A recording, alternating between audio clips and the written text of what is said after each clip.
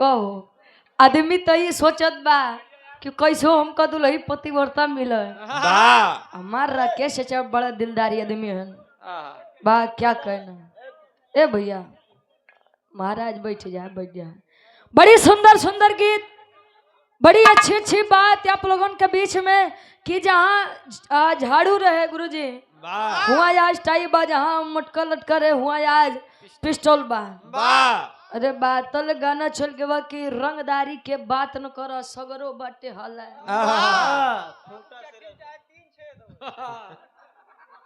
और राइफल से खूटा ठोकाला।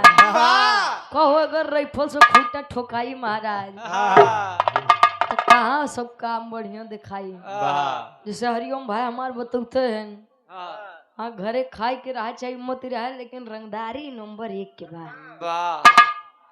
अब बिरहा के शुरुआत यारे से होके बड़ी अच्छी बात, लेकिन हम तो सब जानते हैं राकेश चाचा अगर एक अंगुली दूसरे ऊपर उठोबा तो 3 अंगुली तोरे तरफ इशारा करो था कि पहले तू अपन देखा बाद में दूसरे के देखा। कहो क्यों कहा जाता कि महाराज सत्यनारायण भगवान वाली कथा मेरे घरे करवाई लेता। का देवी देवता कहते कि भैया हम अकाउंट चलाई थी, हमार QR कोड बा, दान पेटी हम चिपकावत है, तू ऑनलाइन डाल दिया, बढ़िया बढ़िया साड़ी हम खरीदे के बा। हुआ आदमी पहुंचे हो तो ए भैया इतना तो कुल देवा जाता तनी मंदिरियों में दे दे 200-400 रुपया। ये आदमी तो एक सोच के चल देत बा। दान दक्षिणा कहो बहरे अगर आन्हर आदमी बैठा बा जकर एक हाथ नहीं बहु बेचारा बैठा बा ओके पैसा दे के पड़त बा कहीं रे यार छोड़ा इन्हन के तो रोज बा। लेकिन दान पेटी में 500 रुपया खुशी खुशी दे बा कर दिक्कत तो कमी आप में हमारे अंदर है क्यों देवी दो तो के अंदर कमी बा भाई कहो। आओ गुरुजी एक लाइन कुछ बजे काहे कि अभी हमारा दिमाग नहीं खुलत बा।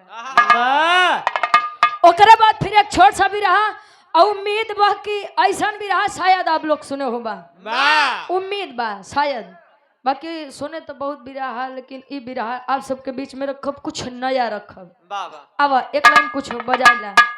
और इंद्रजीत सरोज जी महिलान से इस कमेटी के सक्रिय कार्यकर्ता हैं बा, क्या कहना। इलिचास अहमद नेवादा प्रतापगढ़ मुर्गा के थोक हम फुटकर भी करे ए भैया वो लिखा बना हो नहीं तो हम कहीं उल्टा हो जाए।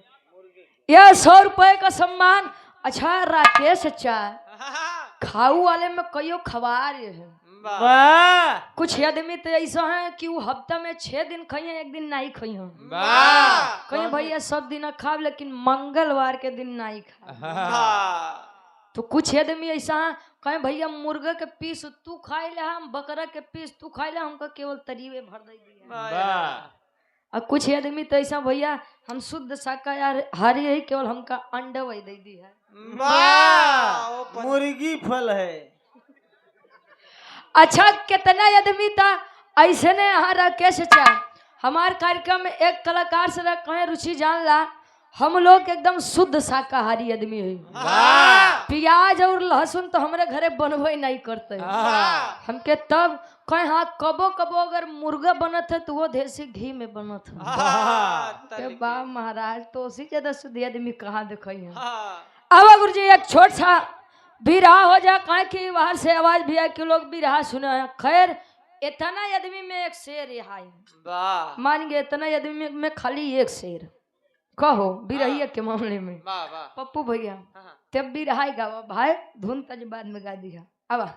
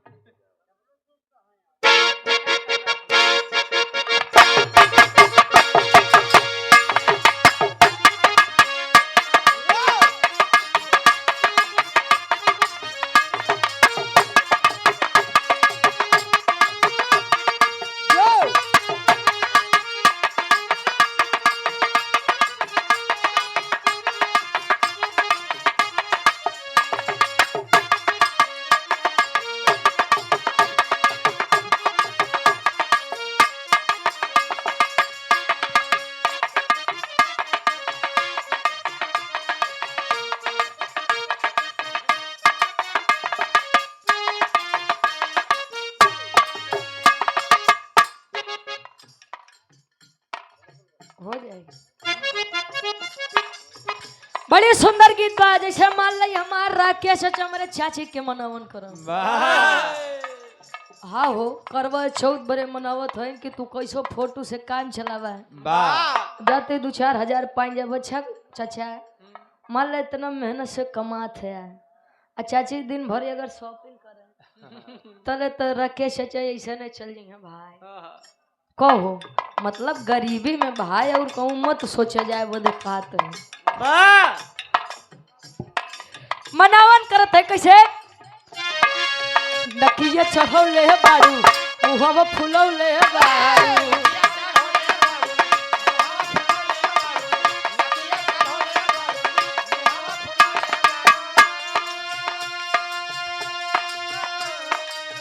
नकिया चढ़ौले बारू मुहवा फुलौले बारू काहे बिछौना गोरिया लगे बिछौले बारू काहे बिछौना गोरिया लगे बिछौले बारू काहे बिछौना गोरिया लगे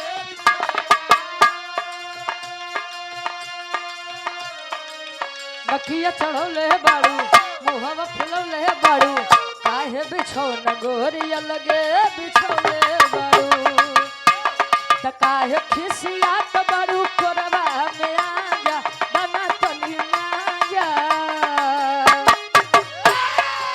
तले दुलई कहे राते बदन दिहला तूरा ये राजा झोरा ये राजा कमरिए में पीर बड़ा जोरा ये राजा कमरिए में पीर बड़ा जोरे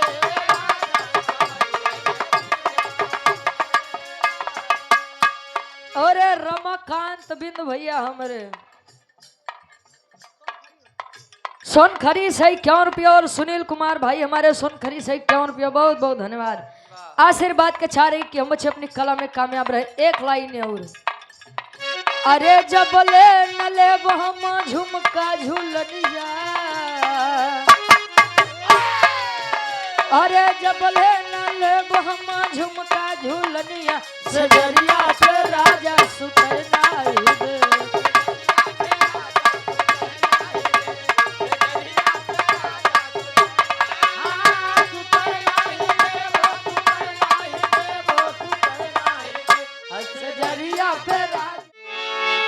अरे मौसम है जिया बेटा ये 3 लड़कियों के बाप वहाँ कहाँ से आवत ये जारी कांटी से आवत हिन देखन में छोटा लगे घाव करे गंभीर अरे मौसम है आशिकाना आए दिल कहीं से उनको ऐसे में ढूंढ लाना मौसम है आशिकाना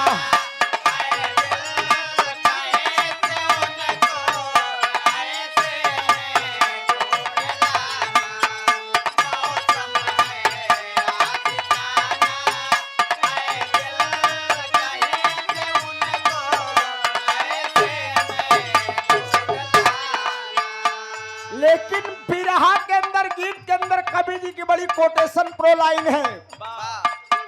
हेलो डॉक्टर विश्राम यादव जी के भतीजे साहब अपर आयुक्त जी के भतीजे साहब भी सभा में विराजमान है। शिक्षा से परिपूर्ण आपका परिवार है। तमाम मुख्य अतिथि तमाम गणमान्य बैठे हैं। हमारी महताएं बहनें बहू बेटियां बैठी हैं। ये गीत कैसे मजाक मन रहा बाबूजी जौन जौन बात बतावे चलते है पर अमल करे की जरूरत बा। तुझको नमन है मेरा तुझको नमन है मेरा बहुजन बनाने वाले सबको जगाने वाले तुझको नमन है मेरा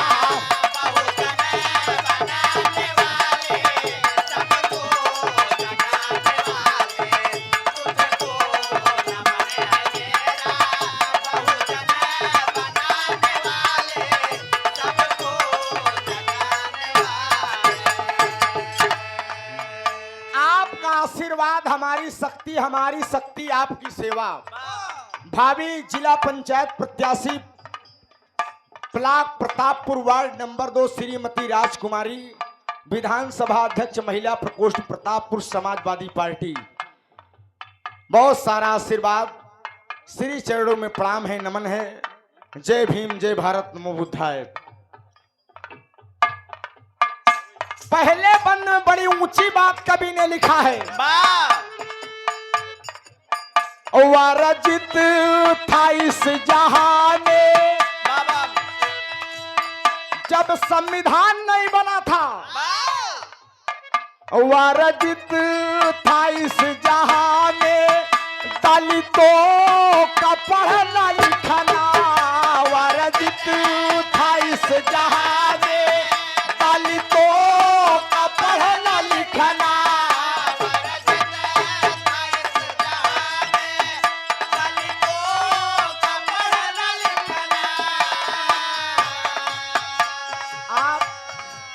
इंद्रजीत सरोज मैलहन इस कमेटी के सक्रिय कार्यकर्ता।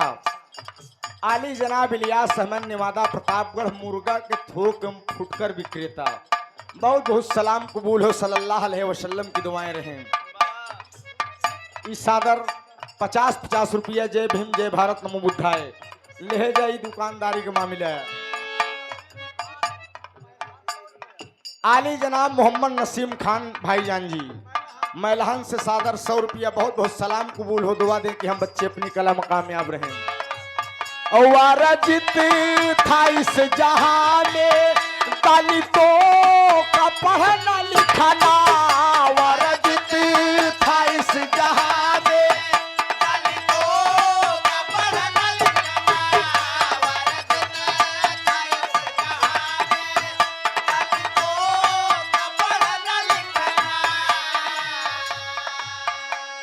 आहिर गड़रिया चमार पासी धोबी धैकार हेला मंगता मुसहरा केवट माझी मल्लाह लोहार कुहार धोबी धैकार। अगर ये ससुरन पढ़ ले तो हमसी लड़ाई लड़ी अपन अधिकार मंगी। अही रहन भैंस गोरू चरावन, पासी रहन सुअर चरावन, चमार रहन जूता सियन, गड़रिया रहन भेड़ी चढ़ावन, कुहार लोहार रहन करई कुल्हड़ बनावन और इनका पढ़ाई लिखाई का अधिकार। खपड़ा नरिया पाथा तो हम कहे तू प्रायवाची फिट करता है। वारजित था इस जहाने, दलितों का पढ़ना लिखना। वारजित था इस जहाने, दलितों का पढ़ना लिखना। वारजित था इस जहाने, दलितों का पढ़ना लिखना।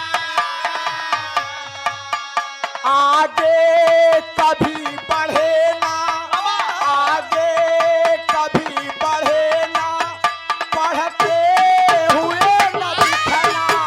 आगे कभी बढ़े ना, पढ़ते हुए न दिखना।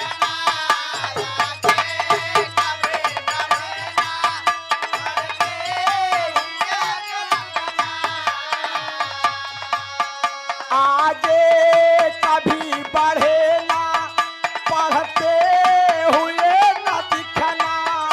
पढ़ते हुए न दिखना। बड़ी ऊंची लाइन है, गौर करिएगा। पढ़ना सिखाया बाबा, पढ़ना सिखाया बाबा। सिखाने वाले सबको जगाने वाले। पढ़ना सिखाया बाबा, लड़ना सिखाने वाले सबको जगाने वाले। पढ़ना सिखाया बाबा, लड़ना सिखाने वाले सबको जगाने वाले। आप बड़े भाई मिथिलेश यादव मेहदीपुर सादर 100 रुपया। जय भीम, जय भारत, नमो बुद्धाय। जय मूल निवासी। आप महादेव सरोज इस गीत के भाव पर मैलहन सिंचाई एवं जल संसाधन विभाग जौनपुर उत्तर प्रदेश सादर 100 रुपया। जय भीम, नमो बुद्धाय। बिरहा सुने वाले मेरे दोस्त, हम आपको पढ़ने लिखने का अधिकार नहीं था, समाज में बोलने का अधिकार नहीं था। इतनी छुआछूत थी, हम सब अछूतों में हम आपकी गिनती हुआ करती थी। अगर बाबा साहब ना आए होते भगवान बनकर, देवता बनकर हम दलितों के लिए, तो हमारा आपका जीवन एकदम व्यर्थ था, एकदम बेकार था। लेकिन बाबा साहब B.R. अम्बेडकर जी ने हम लोगों के लिए संजीवनी लेकर आए। क्या लेकर आए बाबूजी? शिक्षा। आपने कहा है कि पैर में जूता नहीं होगा चलेगा, पैर में जूता नहीं होगा चलेगा, लेकिन हाथ में किताब कापी और कलम होनी बहुत जरूरी है। कपड़ा 2 दर्जे को होगा, चटनी रोटी खाई ले, लड़किया जरूर पढ़ाया, कपड़ा फटा पहन लिया 2 दर्जे को पहन लिया, लेकिन बिटिया बेटवा के जरूर पढ़ाया। लेकिन हमारा समाज पता नहीं कब जागेगा, कब होश में आएगा। बड़ी ऊंची बात कवि ने लिखा है, हमारा आपके दुर्गति के तनी रही। कितना कष्ट हम आपको सहना पड़ता था उन मनुवादियों के आगे बाबूजी। कहना है,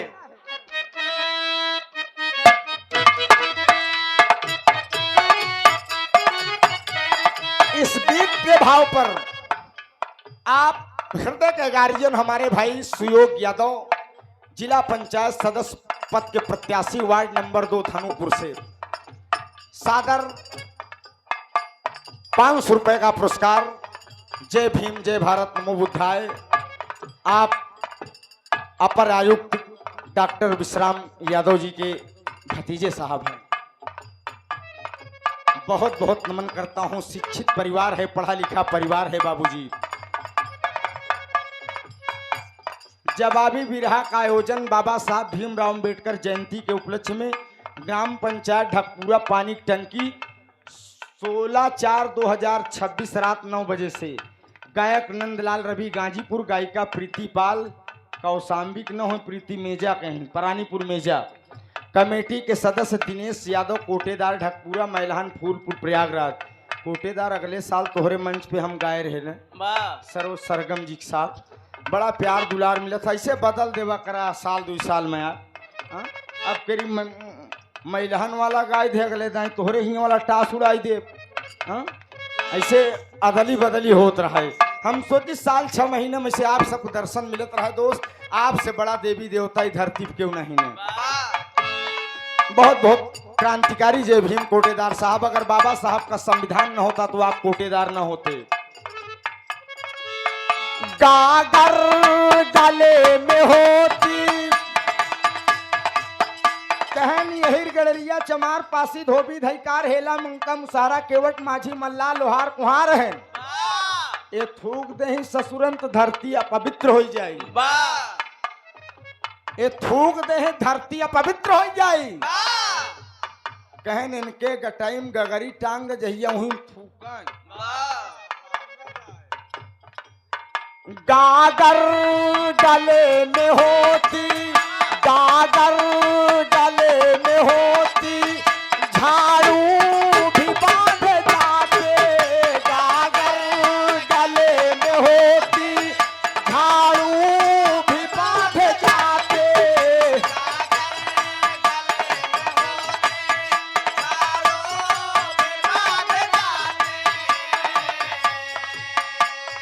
कहनी सूत्र है न छूत है, धरती का बोझ है ने रास्ता चलही तो धरती बिना विदीन हो जाए।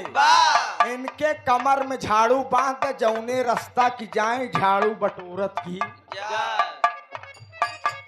इतनी दुर्गत चाचा हमार आपके, हमार महतारी बहन बिटिया भी सुनती है। बिरहा गौर करू, गेहूं काटे की जिंदगी भर है, ऐसे फुर्सत न पावत जातू। भूखी पियासी हरदम में रात। अब भूखी पियासी तू लोग हमेशा ही रहा तू। मेहररुआ ज्यादा व्रत क्यों न रहा तू। अब भगवानों के नहीं ज्यादा मिलती। भगवानों देखा बुरा ना माना, जरूची भूतो पिचास नहीं लोग का ज्यादा पकड़ा था। अब वहीं सिकंदरा रौजम चला जा, तू ही इसे बरवा खोल ले।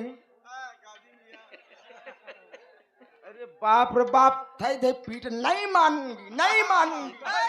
धीरे महाराज। एक जने बगल से ढेपाली बजाओ तो मान जा महाराज, मान जा महाराज। हाँ? बारे मुजावर। बार मुजावर हो, मारा बेक लपड़ वहीं गिर पर बे। हाँ? मेरे दोस्त, मेहरबन काज का लेखी लोकप्रिय त्योहार है करवा चौथ। कब भूखी रही बेचारी, कहीं हम जाना नन का पापा तो कबरे हम नीरा जली बरत ही, हमरो मेहरारू भूखी रही। 10 अक्टूबर करवा चौथ रहा, हमका पता ही नहीं रहा करवा चौथ 10 अक्टूबर में क्यों बयाना लिखा है, लिख के 2000 बयाना ले ली। हम कहे और बच्ची गाय तब मिली। सवेरे हम का भोजन वोजन बना निकला, हम 12 बजे रात अब डे नाइट प्रोग्राम। कहें तू चला जाता है बिराम, हम तो का बड़े भूखी है। 2-4 मेहरारू और बैठी रहा। हम कहा पगली, हम कहा कुछ बोल दे तो भाई नाराज हो जाए। हम कहा ओटू फोटू तमाम रखी बाटे, बिरहवा मान मिलत रहा, नहीं तो यूट्यूब चालू कोई हमार पूजा तू चलनी ओलने से देख लियो। कहीं अच्छा ठीक बाटे। हम कहा पगली जोर है तो जंग है, माल है तो 2-4 मेहरारू भाई, तू बाबा पैसवा पुतारू भा। एक खर्रा दिन कहीं नहीं है सामान लिया तो तू जा। जब हम खर्रा पढ़ाई लागे तो हमारा नवा करवा ले आया। नवा 5 प्रकार का फल चाहिए, धूप चाहिए और कसोरा उसोरा हमा चाहिए। तमाम 4-6 मेहरारू बैठी रही। हम कहे बुरा न माना तो एक बात कही, कहन बोला हम कहा हम सब सामान नवा है, केवल मन से धुए ससुर पुरान बा। हम कहे पगली तो हमारे महतारी बाप के सेवा कह देवे। हमका खियाए पियाए बैडमिंटन के बिरहा गावे भेज देवे, लड़कन के नहवाए धोवाए तैयार कराए के स्कूल भेज देवे। सबसे बड़ा करवा चौथ नहीं। आज चलनी झाकत यहाँ बियान 5000 वाली साड़ी न लिया है, न उठाओ बेलना पे सारा करवा चौथ ही माटी मिल जात। मेरे दोस्त वाह आडम्बर न पड़ा, खियाए पियाए रहबू 2-4 साल आयु बढ़ जाए, भूखी रहे से आयु न बढ़े। बेमतलब कपनो मरतिया उन्हों उम्र कम करती है। नितिन वर्मा नेवी, मंजीत वर्मा मैनेजर, सादर 50 रुपये। जय भीम नमो बुद्धाय। का बोलत रहे यार? राजू यादव रैनी 100 रुपया ऑनलाइन। जे नगद न ले हमारे लगे ऑनलाइनो व्यवस्था है। बहुत बहुत प्रणाम है, कसमसाया दे जाए दुकानदारी की बात है। ऊ न होते औरो व्यवस्था बा। और का है? हम लोग गहुआ चौतौला पगलऊ तू मरबे एकदम लिहाड़ी चिकन कह दीबे यार। का बोलत रहे हम? गागर गले में होती झाड़ू भी बांध जाते, गागर गले में होती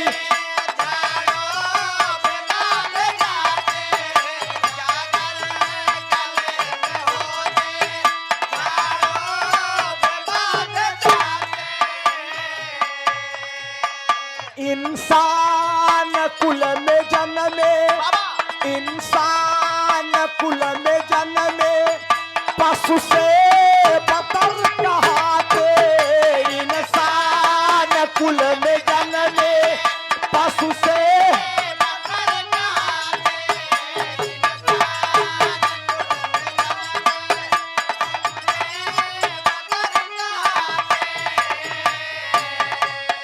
इंसान कुल में जन्मे पशु से बतर कहाते, पशु से बतर कहाते। दलितों का जर्रा जर्रा, दलितों का जर्रा जर्रा बनाने वाले, सबको जगाने वाले। दलितों का जर्रा जर्रा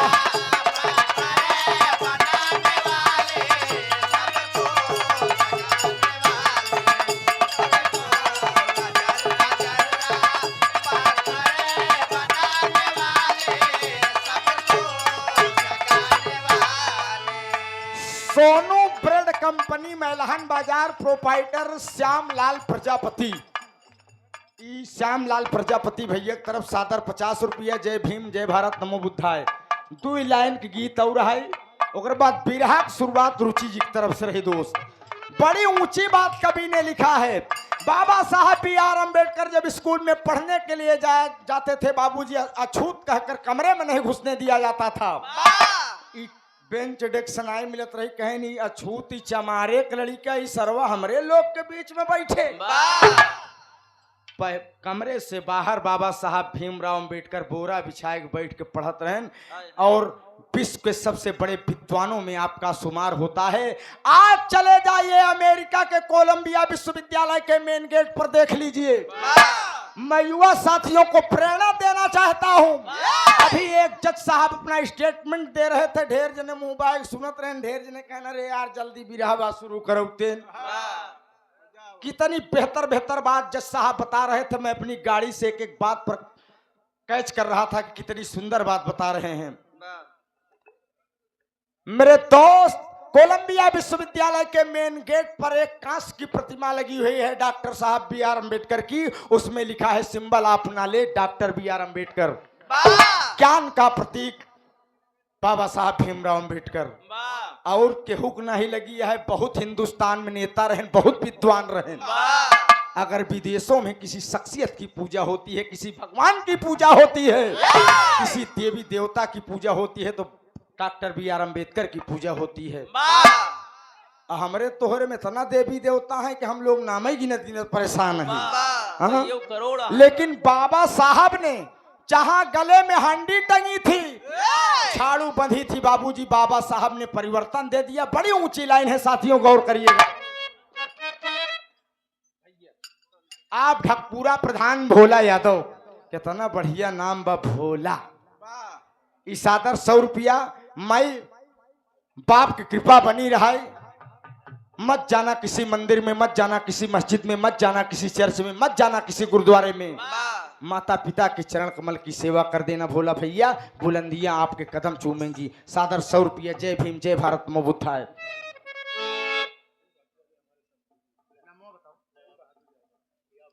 जंग बहादुर यादव हमारे पप्पू दादा के समधी साहब। सादर 100 रुपया। जय भीम नमो बुद्धाय। ई समधी समधी के प्रेम ही बड़ा अजीब होता है। ई समझ नहीं बहाने विदाई दे देता है तू। मास्टर साहब, ई समधी के प्रेम हमरे जंग बहादुर बाबू हमरे पप्पू दादा के लिए सादर 100 रुपया। जय भीम। ऐसे समधी के मतलब यार हंस के मिले समधी भैया नमस्कार। व्यवस्था गड़बड़ देहन, चाय समय नहीं पिया रहन बिया हम इसी बोलबे नहीं करब। इस समधी के रिश्ता ना हो जैसे भाई मिले ना हाय के, यह समधी के रिश्ता है। मास्टर साहब, गागर जहां बंधी थी,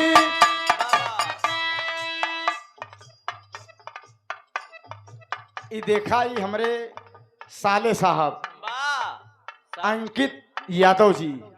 तरौरा में हमार ससुराल है, बड़ा प्यार दुलार आप सबसे मिलत है मेरे दोस्त। और जैसे अंकित के हमारे बात व्यवहार बा, वैसे प्रेम भी है जीजा बहनोई की। जान ले, एक लौता साला बड़ा दुलारे के हैं, हो चाहिए। हमार शुभाशीर्वाद है, खूब बढ़िया पढ़ा लिखा, समाज के सेवा करा और दास का देवे लायक बा। जेका जेका आशीर्वाद दे दिन ओकर कल्याण होई। शुभ आशीर्वाद है अंकित मुन्ना। जय भीम जय भारत नमो बुद्धाय। आप महेश यादव उत्तर मध्य रेलवे तरौरा 100 रुपया। दुखी यादव जेसीबी वाले भावी ग्राम प्रधान प्रत्याशी तरौरा 100 रुपया। जय भीम जय भारत नमो बुद्धाय। खूब तरक्की करा, प्रधानी लड़त जा, जीत जा, बिरहा करावा।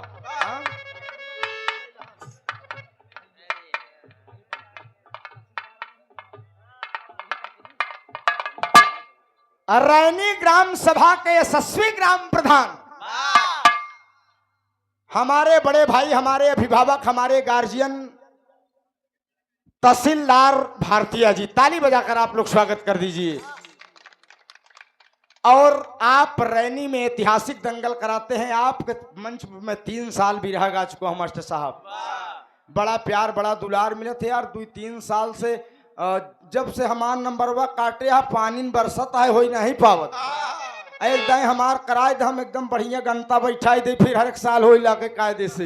हाँ सादर 500 रुपया। जय भीम जय भारत नमो बुद्धाय। हमरे बड़का भैया का बड़ा प्यार है बड़ा दुलार है। हमेशा फोन करत रहा थे मेरे दोस्त, हमेशा हाल चाल आशीर्वाद मिलत रहा। कपिल भैया के जिलेदार के बहुत बहुत नमन। बाबा साहब भगवान बुद्ध की कृपा बनी रहे। एक स्वर में सबके पहले की प्रणाम बाप।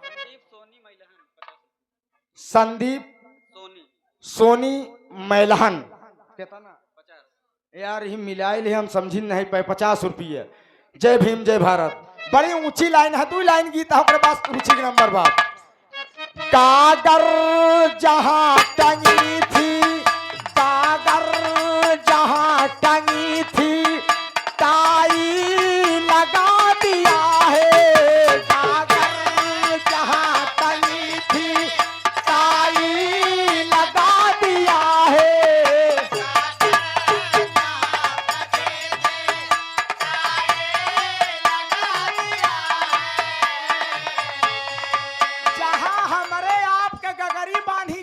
अछूत कहा जाता रहा। बाबा साहब ने संविधान बनाकर समानता का अधिकार देकर आज गले में गगरी की जगह टाई लगैला। वकील जज बैरिस्टर बनत है। हम आप के कर देना बाबा साहब भीमराव अम्बेडकर की देन है। उससे भी ऊंची लाइन अगली है, अगर अच्छी लगेगी ताली बजाकर हौसला चाहूंगा मेरे दोस्त। झाड़ू जहां बंधी थी, बढ़िया लागी ताली बजाया हमार सीना कर वो चौड़ा हो जाएगी। मैलहन की धरती है। झाड़ू जहां बंधी थी, पिस्टल खोसा दिया है। झाड़ू जहां बंधी थी, पिस्टल खोसा दिया है।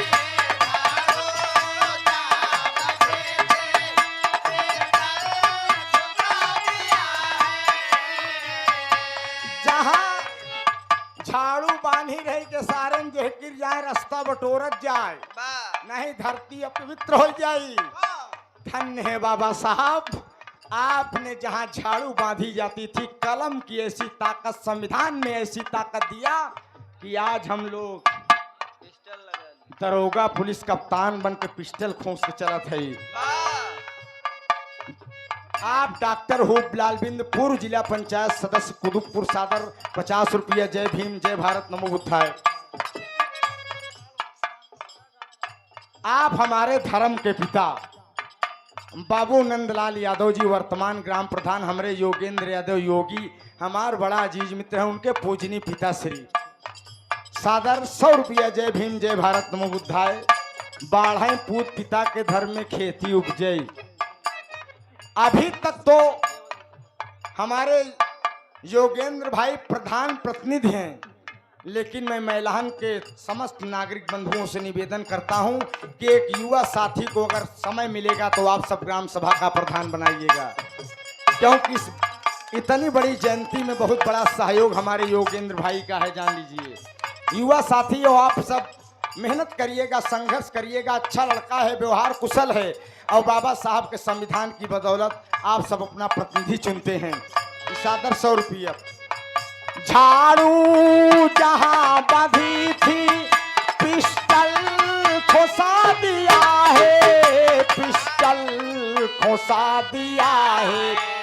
डीएम पीएम और सीएम, डीएम पीएम और सीएम, हमको बनाने वाले, सबको जगाने वाले। डीएम पीएम और सीएम, हमको बनाने वाले, सबको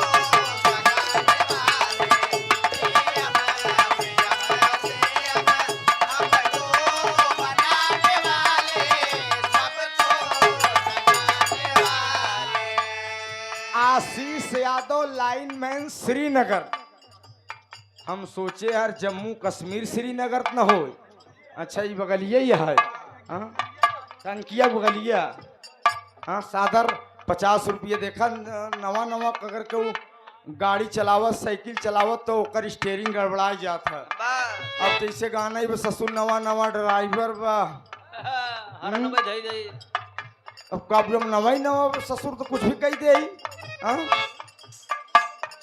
मेरे दोस्त PM CM DM prime minister president chief minister district magistrate civil district magistrate अगर आप बनते हैं एससी बैकवर्ड फॉरवर्ड हर समाज के लोग बनते हैं तो बाबा साहब भीमराव अंबेडकर के संविधान की बदौलत बनते हैं। बहन कुमारी मायावती जी अगर 4 बार उत्तर प्रदेश की चीफ मिनिस्टर रही मास्टर साहब तो बाबा साहब के संविधान की बदौलत अखिलेश यादव जी अगर chief minister of Uttar Pradesh रहे तो बाबा साहब के संविधान की बदौलत। और रुचि जी ने बताया कि इस समय हिंदुस्तान की प्रेसिडेंट मास्टर साहब राष्ट्रपति अगर द्रौपदी मुर्मू जी हैं तो बाबा साहब के संविधान की बदौलत, अन्यथा हम आपको अछूत कहकर भगा दिया जाता था, बैठने उठने नहीं दिया जाता था, पानी पीने नहीं दिया जाता था। आज उस शख्सियत की जयंती जन्मदिन जन्मोत्सव हम सब मना रहे हैं। मैं पूरे जनमानस की तरफ से इस बाबा साहब भीमराव अंबेडकर समिति की तरफ से बाबा साहब के श्री चरणों में कोट कोट प्रणाम नमन अभिनंदन करता हूं। बाबा साहब इन अनुयायियों पर हम लोगों पर आपका आशीर्वाद बना रहे, आपकी कृपा बनी रहे दोस्त। और आखिरी लाइन में कहना है गुरु घराने का परिचय बिरहा उधर से।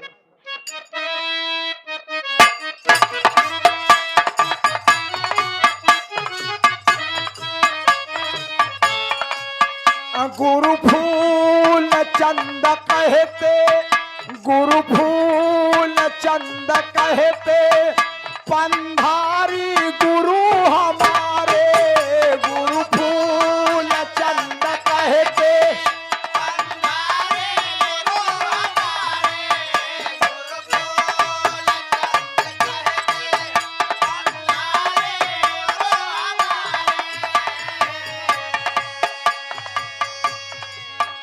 दलितों का बन मसीहा दलितों का बन मसीहा श्री भीम जी पधारे दलितों का बन मसीहा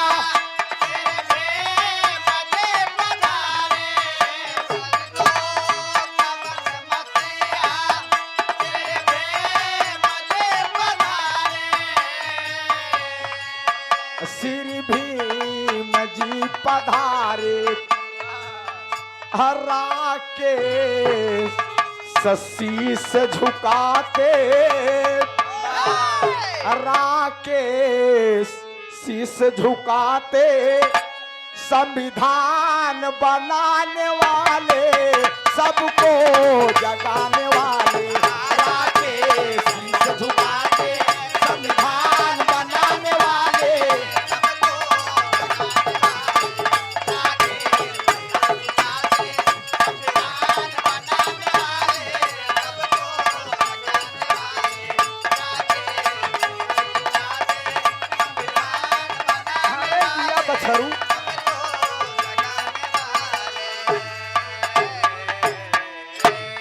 बहुत बहुत धन्यवाद, बहुत बहुत प्रणाम, बहुत बहुत नमन, बहुत बहुत साधुवाद।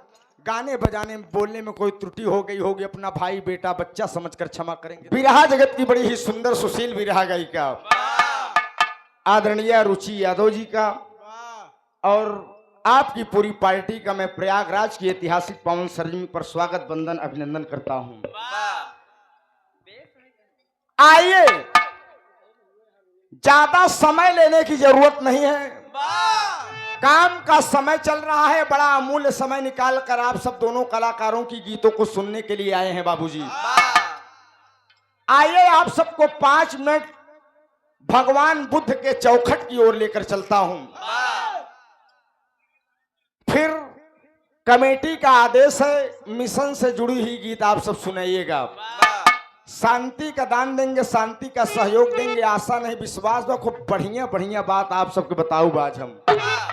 लेकिन आइए आप सबको 5 मिनट भगवान बुद्ध की शरण में लेकर चलते हैं, जहां पूरा विश्व उनके कमलवत चरणों में मस्तक टेक कर कुछ ना कुछ मांगता है बाबूजी।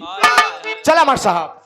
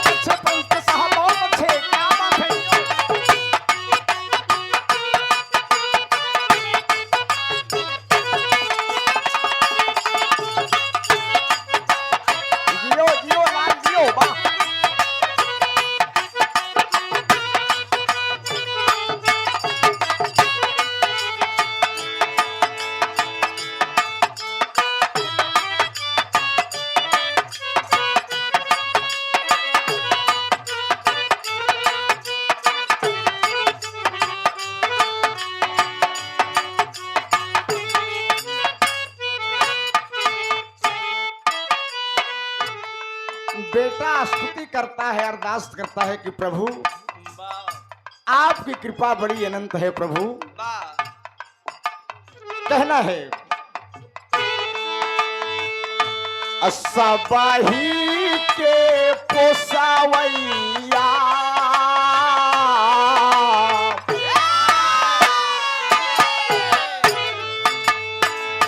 असबाही के पोसावैया पतवार बिना डूबे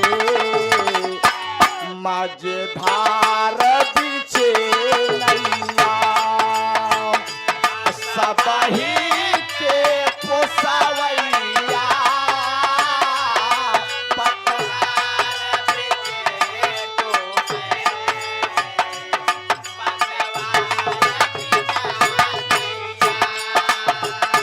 सबही के पोसा हो जय हो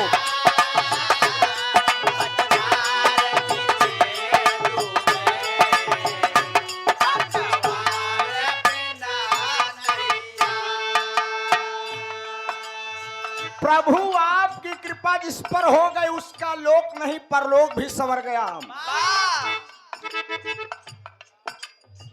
पहले बंद में भक्त कहता है क्या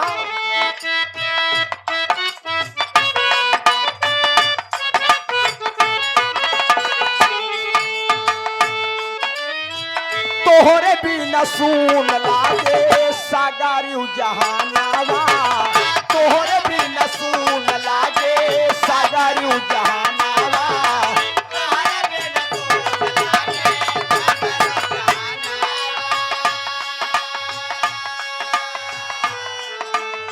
सीप बिना मोती औरा नीर बिना नावा सीप बिना मोती औरा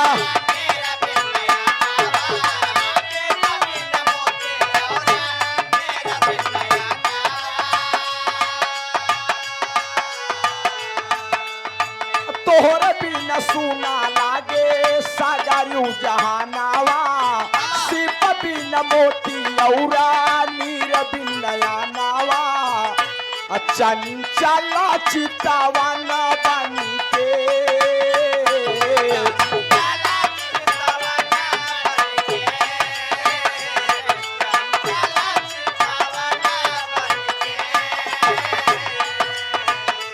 चंचला चितावा ना बन के मन मंदिर दीप जले सुप्रभात के करवैया चंचला चितावा ना बन के जय हो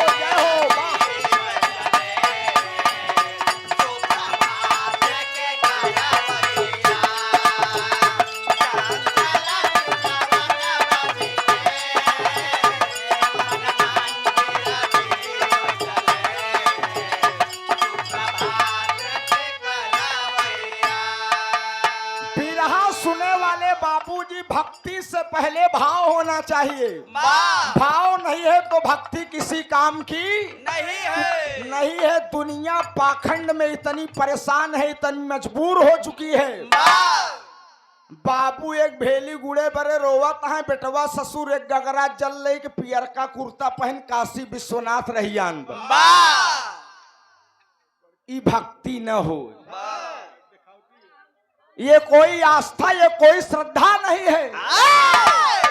इसीलिए भक्त आपके कमलबद्ध चरणों में मस्तक टेक कर फरियाद करता है कि प्रभु आपकी पूजा केवल हिंदुस्तान नहीं पूरे विश्व में की जाती है। कहना है मार साहब,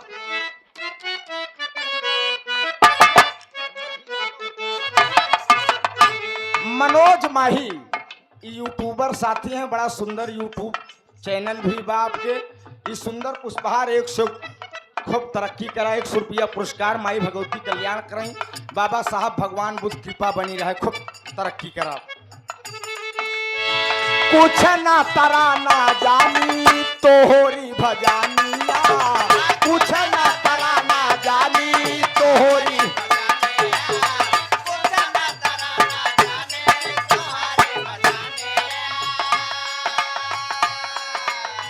भावना के भाव से हम आवाली सरानिया, भावना के भाव से हम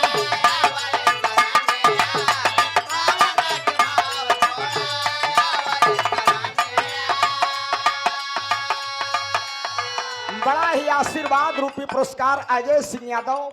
शादी विवाह पार्टी सगाई बर्थडे किसी भी शुभ अवसर पर भोजन एवं मिठाई नाश्ता बनाने का ऑर्डर लिया जाता है। शाहजादपुर चौराहा बेलहा टिटहरियापुर नवाबगंज प्रयागराज सादर 100 रुपया। जय भीम जय भारत नमो बुद्धाय बाबूजी। कुछ ना तरा ना जानी तोहरी भजानिया,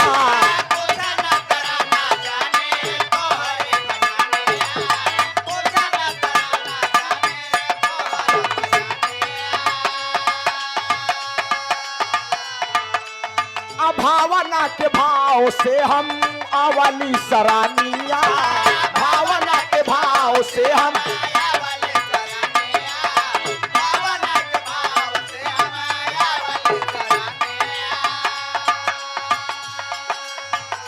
प्रभु हम पे कृपा कर दो, प्रभु हम पे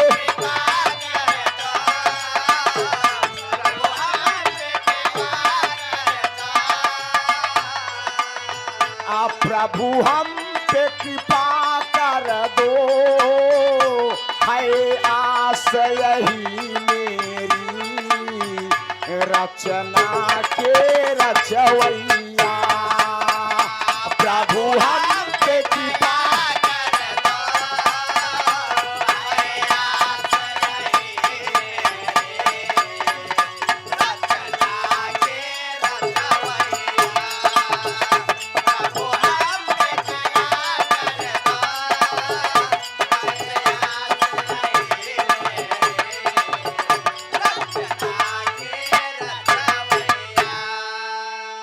सादर 100 रुपए का पुरस्कार बाबू महादेव सरोज मैलहन सिंचाई एवं जल संसाधन विभाग जौनपुर उत्तर प्रदेश।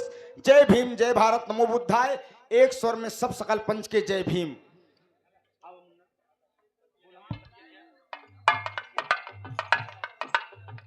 आप बड़का भैया विकास गुप्ता कोड़ापुर सादर 100 रुपया।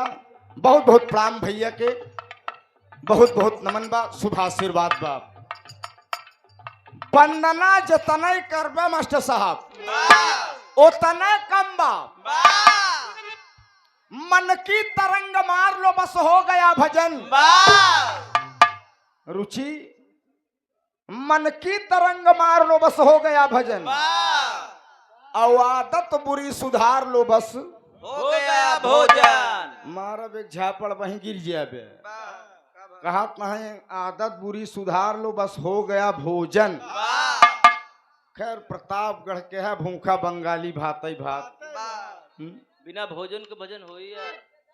ठीक है तोहरो कहा ठीक बा। इतना बड़ा कुंभ का मेला प्रयागराज में लगा रहा, अमृत की वर्षा होत रही। आप लोगों ने पेपर पत्रिका मीडिया अखबार के माध्यम से सुना होगा कि 144 साल बाद, कई साल बाद बच्चा 144 साल बाद बाबू बातचीत न हो, कुंभ लगा बा, अमृत का वर्षा हो दिबा। देश विदेश से लोग अमृत ले आए। काजनी कितना जने अमृत लेहन, काजनी कितना जने अमृत ले बैकुंठे चला गए। वो अमर हो गए नो। खैर तू नहीं आया, नहीं तू हम शहीद हो जाते। मेरे दोस्त ओहमा एक बाबा आए रहन, ITI बाबा, जवन 2-4 दिन पहले बियाह करे थे। नहाए वहाए गए, पवित्र हो गए, तब बियाह करें। एक कांटा वाले बाबा आए रहे, एक कीटा लटकाऊ बाबा टरा को रखी देते रहे। अरे बाप रे बाप, बड़ा खोजुआ है यार तू। लेकिन तू गिट्टी में लटकाए पो बचाई, फेल हा तू। लेकिन दोस्त चला गए, फिर माघ लगा, फिर आन गुड़िया सरकावत है। हर एक साल आवत रही, जब तक धरती पर रही उनकर गुड़िया सरकाऊ बंद ना हो। लेकिन लेकिन वंदना चाहे 1 मिनट की हो चाहे 1 घंटे की, अगर श्रद्धा भाव नहीं है तो वंदना किसी काम की नहीं है। अंतिम और आखिरी बंद में कहना है, बाबू राम धन गौतम जी, मैलहन सादर 50 रुपया। जय भीम नमो बुद्धाय। Ramakant driver, Satish driver, Sonkhari, Sonkhari. अरे कौन लेखपाल साहब खतौनी संशोधन न हो, बताए जब संशोधन हो जाए। सादर 50 रुपया। जय भीम नमो बुद्धाय।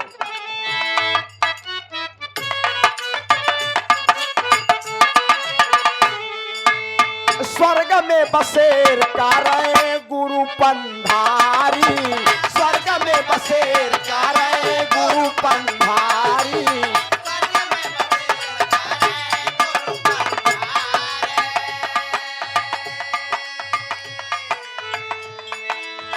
फूल चंद बानी गईले नन्हावई पुजारी, फूल चंद बानी गईले नन्हावई।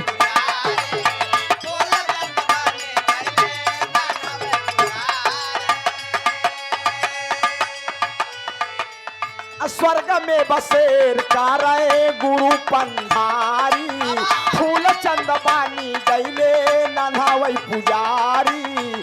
धर्मा पे धर्म कर दो,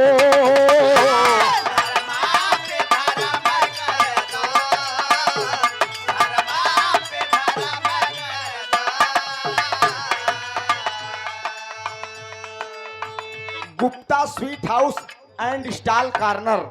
हमारे यहाँ किसी भी शुभ अवसर पर चाइनीज, फुल्की, डोसा, चुरमुरा, शुगर कैंडी, फल स्टार, पान स्टाल, काफी मशीन एवं पनीर मटर सेवा, खोवा, मशरूम। अरे बाप बाप गुप्ता जी, अब 100 रुपया में पूरी बल्दियते गिनवाई देवे यार। Proprietor Ram Lakhan Gupta, Gupta cake shop एवं आइसक्रीम।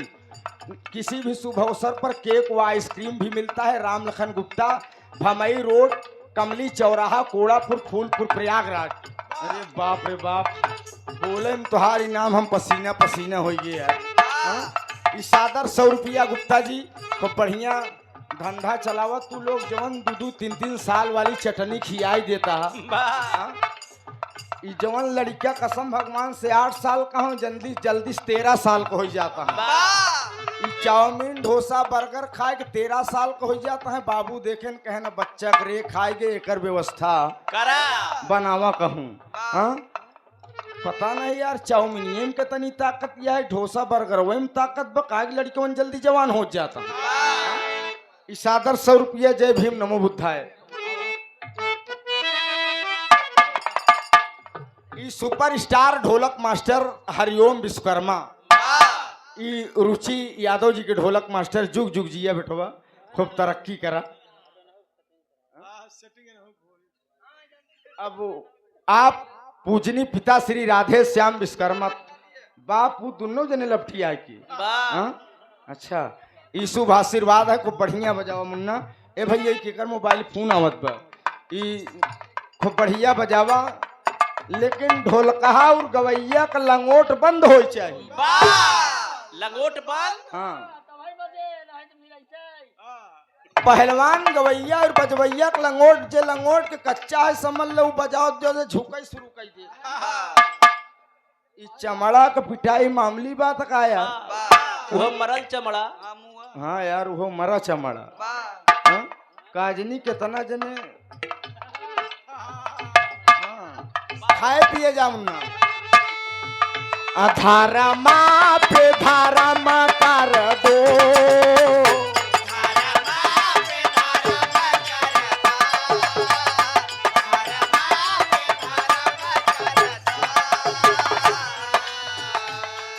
धर्मा पे धर्म कर दो, अरे सबका कल्याण करो। राकेश के लरी कैया,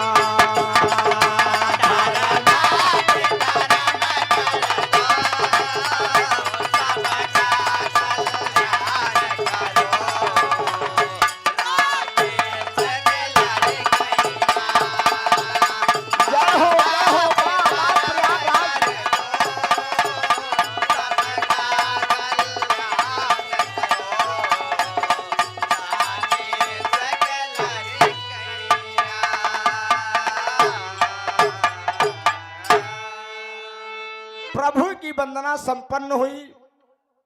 बड़ा बढ़िया गाना आप सब आदरणीय रुचि जी से सुने मेरे दोस्त।